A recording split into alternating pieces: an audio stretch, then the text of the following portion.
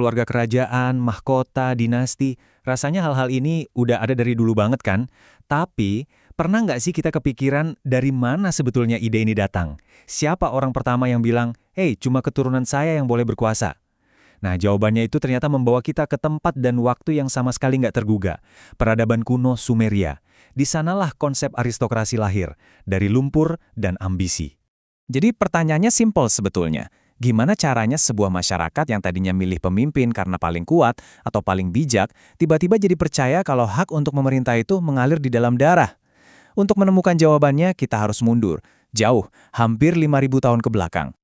Oke, cerita kita dimulai di Mesopotamia, di sebuah dunia yang baru aja terbentuk kembali setelah banjir besar yang legendaris itu.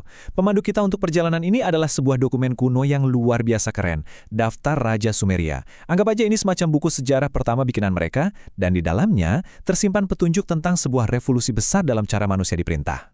Menurut daftar raja ini, setelah air bah surut, kekuasaan itu turun dari langit untuk kedua kalinya. Tapi kali ini beda. Kekuasaan itu nggak turun di dunia mitos, tapi di dunia nyata, di sebuah kota bernama Kish. Ya, kota inilah yang dikelilingi ladang gandum dan jelai yang menjadi panggung bagi sebuah ide kerajaan yang benar-benar baru. Coba deh, perhatikan bedanya. Di sebelah kiri, kita punya raja-raja dari zaman mitos yang katanya memerintah puluhan ribu tahun. Ya nggak masuk akal kan? Tapi lihat di sebelah kanan, setelah banjir besar, tiba-tiba masa pemerintahan mereka jadi jauh lebih realistis, lebih manusiawi. Nah, inilah momen krusial di mana legenda mulai bersentuhan dengan sejarah yang sesungguhnya. Dan inilah dia, nama yang mengubah segalanya, Enname Baragesi. Dia ini bukan sekedar nama dalam daftar. Berkat penemuan prasasti-prasasti kuno, namanya adalah bukti fisik pertama yang bisa kita pegang. Sekitar tahun 2700 sebelum Masehi, di kota Kish, sejarah yang bisa kita buktikan akhirnya dimulai. Nah, sementara konsep kerajaan berubah, begitu juga dengan masyarakatnya. Di daratan subur di antara sungai Tigris dan Efrat, sedang terjadi sebuah revolusi sosial yang bakal mengubah segalanya. Coba bayangin ini, selama ribuan tahun, manusia itu hidup di desa-desa kecil yang terpencar. Lalu tiba-tiba, sekitar tahun 3200 sebelum Masehi, terjadi fenomena yang mereka sebut sebagai membanjir masuk. Orang-orang secara massal berbondong-bondong meninggalkan pedesaan buat cari aman dan cari peluang di dalam tembok kota-kota besar. Ini perubahan gaya hidup yang masif. Dan jangan bayangin ini sekedar desa yang lebih besar ya, bukan. Ini adalah metropolis-metropolis pertama di dunia. Bayangin aja, kota kayak Uruk atau Kish itu bisa menampung sampai 40.000 orang. Di zaman itu, ini skala yang luar biasa besar. Setiap kota ini adalah pusat kekuasaan, pusat agama, dan pusat persaingan yang sengit. Anda mungkin pernah dengar kisah Menara Babel kan? Nah, kisah itu adalah gema yang sempurna dari era ini. Itu melambangkan semangat baru yang melanda Mesopotamia, ambisi yang setinggi langit, kebanggaan kota yang luar biasa, dan sayangnya, konflik yang gak terhindarkan akibat persaingan itu semua. Ledakan urban ini juga melahirkan sebuah struktur sosial yang benar-benar baru. Kota jadi pusat gravitasinya, menyedot semua sumber daya, hasil panen, tenaga kerja, pajak, dari pedesaan di sekitarnya. Untuk pertama kalinya, ada pembagian yang sangat jelas. Kota ada di puncak, dan desa cuma jadi penyokongnya. Di tengah dunia yang penuh persaingan dan perubahan inilah, sebuah ide radikal muncul. Sebuah solusi untuk menciptakan stabilitas. Gimana kalau kekuasaan itu nggak perlu diperebutkan setiap saat? Gimana kalau kekuasaan itu bisa diwariskan?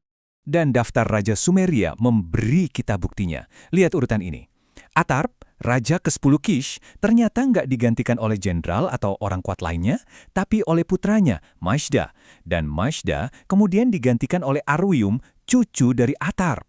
Nah, ini dia. Untuk pertama kalinya dalam sejarah manusia yang tercatat, sebuah dinasti. 3 generasi. Sebuah konsep yang kelak akan mengubah dunia. Tapi, ide baru yang brilian ini langsung menghadapi ujian terbesarnya. Sekarang, mari kita beralih ke sebuah kisah pribadi yang menunjukkan betapa pentingnya konsep dinasti ini. Ini adalah kisah tentang Raja Etana. Etana, Raja ke-13 Kish, adalah seorang pemimpin yang hebat. Tapi, dia punya satu masalah besar yang mengancam semua yang sudah dia bangun.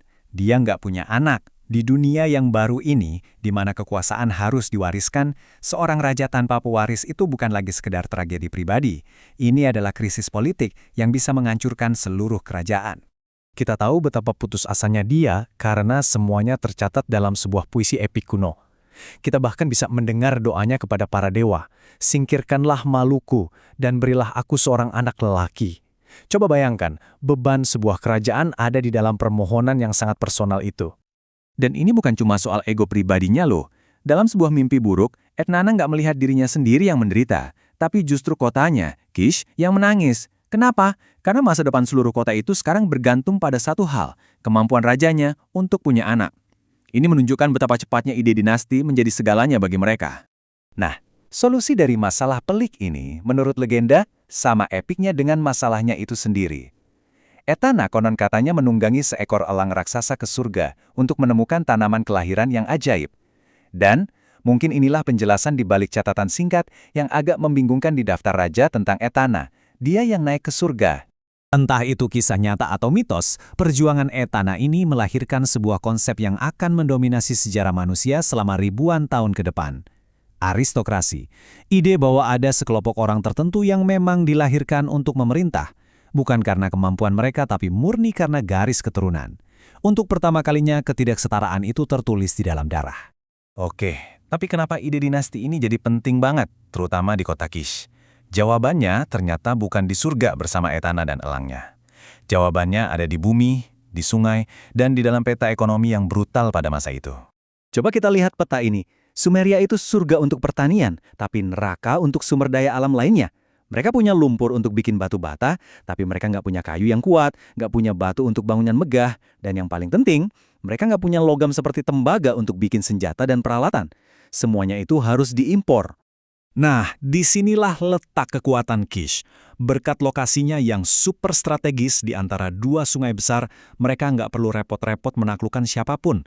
Mereka cuma perlu duduk manis dan mengendalikan jalur perdagangan. Setiap kapal yang bawa kayu, batu, atau tembaga wajib lewat wilayah mereka. Dan Raja Kish bisa memungut pajak dari setiap kapal itu. Mereka adalah penjaga gerbang ekonominya. Saking pentingnya jalur ini, Sungai Efrat pada masa itu bahkan punya nama julukan Urutu, yang artinya secara harfiah adalah Sungai Tembaga.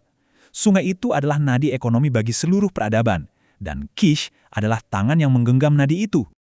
Sekarang, mari kita sambungkan kembali ke Etana. Daftar raja bilang dia menyentusakan wilayah. Ini kemungkinan besar bukan berarti penaklukan militer. Ini berarti dia memperkuat dan mengamankan kontrol atas keran uang ini.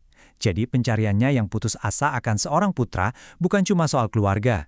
Ini adalah tentang memastikan bahwa kunci brankas ekonomi raksasa ini tetap berada di tangan dinastinya. Jadi, begitulah ceritanya. Dari keputusasaan seorang raja dan kebutuhan ekonomi sebuah kota, lahirlah ide aristokrasi. Sebuah gagasan revolusioner bahwa kekuasaan datang dari darah, bukan dari prestasi. Pertanyaan terakhir untuk kita renungkan. 5.000 tahun kemudian, seberapa jauhkah kita benar-benar telah melangkah dari gagasan kuno yang lahir di tepi sungai Efrat ini?